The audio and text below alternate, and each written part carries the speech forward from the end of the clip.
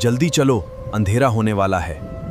लेकिन सामने वो बाग बहुत खौफनाक लग रहा है। मुझे लगता है हमें वापस चले जाना चाहिए। बस थोड़ा आगे चलते हैं।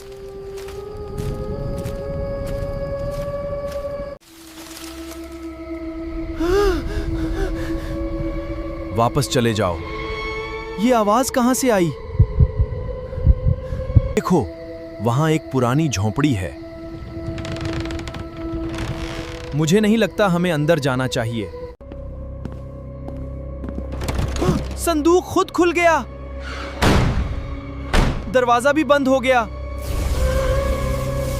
ये घंटी शायद इस राज की वजह है। इसे मत बजाना।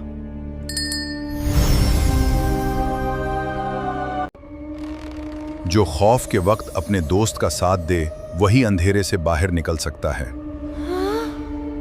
हम एक दूसरे को अकेला नहीं छोड़ेंगे।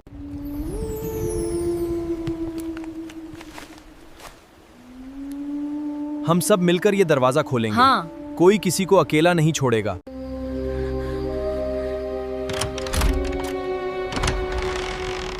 हम बच गए क्योंकि हमने एक दूसरे का साथ नहीं छोड़ा। तुमने दोस्ती का इम्तिहान पास कर लिया। चलो अब घर चलते हैं।